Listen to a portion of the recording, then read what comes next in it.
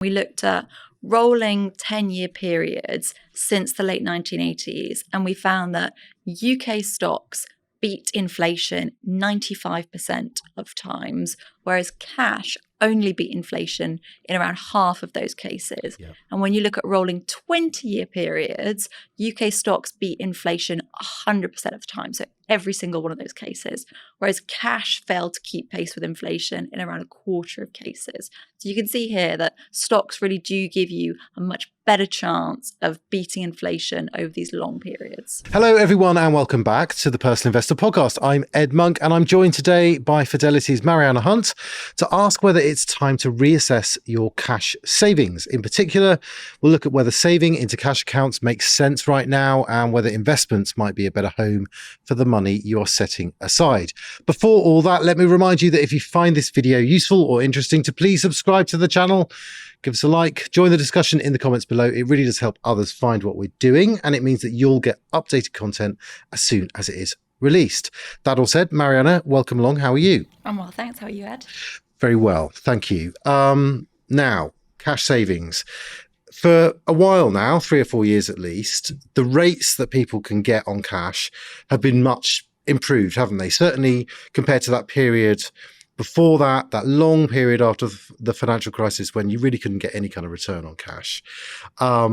So on the face of it, rates are high, but that isn't the whole story, is it, when it comes to cash savings? No, so that it's still possible to lose money on your cash savings. And when we say lose money, we don't mean that the actual number on your bank balance is getting smaller. Mm-hmm. What we mean is the prices of goods and services are rising faster than the value of your cash, which means what it can buy you in the real world is falling over time. And that's what we mean when we say that the real value of someone's savings is falling.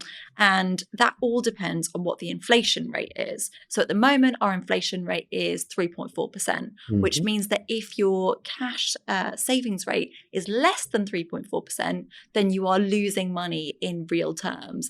And yes, as you said, there are better savings accounts out there at the moment, which means you can get a deal of 3.4% or more, but there are still plenty of people who aren't getting that kind of a rate. Yeah, and that showed up recently, didn't it? You've looked at this. You looked at that comparison between cash rates and inflation over, well, not the past year, 2025, I think the figures were. Yeah. So what did you find out in all of that? So we looked and we calculated that last year alone, UK savers saw more than £17 billion wiped off the value of their cash. And that's because, as we were saying earlier, the rate that most people were getting on their cash savings was lower than inflation. So I looked at the average rate that was available last year on easy access accounts and fixed rate savings accounts, and then assumed that people held 70% of their money in easy access accounts, 30% in fixed rate accounts. Now, it sounds like I've just pulled that number out of thin air, but we do know that easy access accounts are by far the most popular kind of account. So it's not an unreasonable assumption. And then calculated the real after inflation return on their savings, multiplied that by the total household wealth in the UK. And that's how we got to that number. And as I've said, it's not an exact science, but it is a helpful idea of the kinds of inflation erosion that people are seeing on their wealth now. Yeah, and just unpacking some of that within those numbers, as you say, those are average rates. So I think a very reasonable thing to assume that people were actually getting, because that's what the averages were.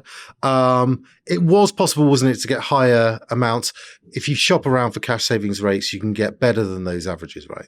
Absolutely.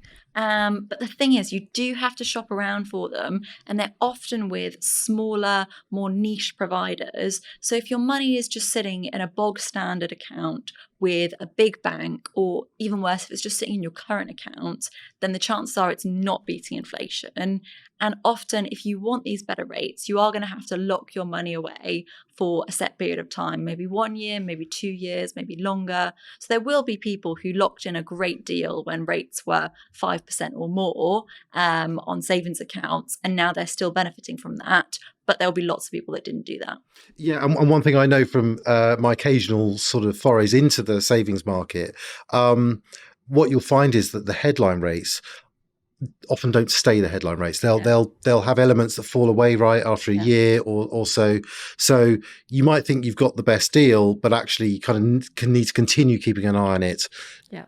And probably get another deal in a year's time. Absolutely. And I think we've also seen a lot of people using cash or cash-like investments for money that would otherwise have gone into an investment portfolio via something like bonds. Basically, the returns on bonds, which are a very mainstream asset. Probably there are more bonds or more held in bonds than there are in the stock market, but just recently the performance has been pretty bad, hasn't it? And I think that's encouraged even more people to park lots more money in cash. So that kind of raises the stakes even more. Yes, so bonds are generally seen as the kind of safer alternative or foil to stocks and shares. Mm-hmm. And that's because in the past, when stock markets have fallen, there have been cases where bonds did better and provided a level of protection and diversification for people. However, there have been instances recently where we saw stock markets fall, but bonds fell at the same time. So people are now questioning whether bonds are actually capable of being this level of protection, diversification that they're looking for. And that's probably led some people to look to cash instead of bonds as their safe hedge against stock market volatility. Yeah, so it paints a picture of lots of money being in cash, potentially with losing value at the same time.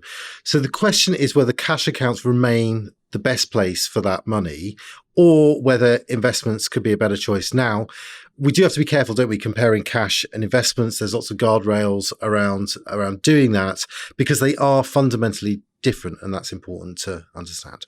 You're right. They are fundamentally different, but they both have very important roles to play in someone's financial plan. So starting with cash. Cash is very stable, but it doesn't have great potential for growing over the long term. So where cash works really well is for short-term needs. So we know that everyone should have a safety net of 3 to 6 months worth of their outgoings easily accessible in cash in case of an emergency.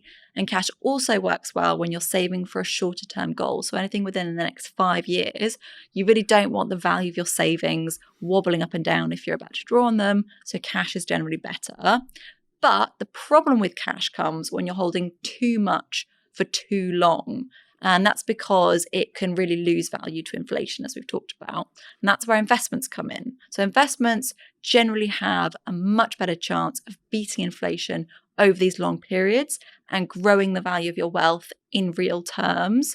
And so where investments work really well is when you've got a goal that is 5 years, 10 years, or further into the future, something long term, because it gives you a much better chance of outperforming over those long periods. Yeah, obviously with the risk that investments can fall in value, and you know, the pounds and pence figure in your investment account can fall, and that won't happen with a cash account. So that's the big difference. Both are exposed to this risk of inflation, actually, but investments do have a better record of beating it. So can you outline that? How much have investments in general managed to beat inflation versus cash? So we did some research on exactly this, and we looked at rolling 10-year periods since the late 1980s, and we found that UK stocks beat inflation 95% of times, whereas cash only beat inflation in around half of those cases. Yeah. And when you look at rolling 20-year periods, UK stocks beat inflation 100% of the time, so every single one of those cases, whereas cash failed to keep pace with inflation in around a quarter of cases. So you can see here that stocks really do give you a much better chance of beating inflation over these long periods. Yeah, and that echoes what I've seen when I've looked at cash savings rates versus inflation. I mean, basically, historically, you've had periods where rates have been slightly above inflation or slightly below. For a long period after the financial crisis, they were below inflation. But it's sort of logical to think that it's always going to be quite close because the savings providers will always set their rates at a competitive level to kind of give someone a return above inflation so that they can bring those deposits in. But they're not going to ever give you vastly more than that. And that kind of reflects in those kind of historic figures. Finally, then, If someone was considering venturing into investments for the first time and away from the safety of cash, what are the things that they should really bear in mind? You've mentioned a few, but what should they be thinking about? The key thing is just to be conscious of the fact that investing does come with more volatility. So yes, you have better potential for long-term growth, but there will be lumps and bumps along the way. So you need to be prepared to see the value of your money fall in the short term. Be okay with that and hold your nerve rather than panicking and selling out. If you think you're the kind of person who's going to panic and sell out as soon as they see a small dip, then maybe investing won't be right. And the other thing to bear in mind is that investing does require a little bit more research and thought than just bunging your money into a cash savings account. You need to think about what kind of funds you want to hold, how you're going to diversify across different geographies, all these kinds of things. So there is a bit more thought, but also it's not as bad and it's not as scary as people think it is. Yeah, there's always answers to those questions. And actually, if you know where to look, then they should be quite simple answers. I think the point you make about the risk of investments is well made. That's the first thing you need to get your head around. But actually, there's a relationship between cash and investments, isn't there? Because if you're seeing your investments fall, if you don't sell, then you can wait for prices to recover, and your capacity to wait is going to be helped by having a pile of cash, isn't it? Because that's where your emergency money is going to come from. If you really need money in a pinch, you don't want to have to be selling investments to get that money. Exactly. Okay. Well, that's great, Marianna. I think we'll leave it there for now. And I will just remind you all that if you found this useful or interesting, to please subscribe to the channel. It means you'll get updated content as soon as it is released. Give us a like or share the episodes. It really will help others find what we're doing here. That all said, Marianna, thanks for joining me. Thanks, Ed.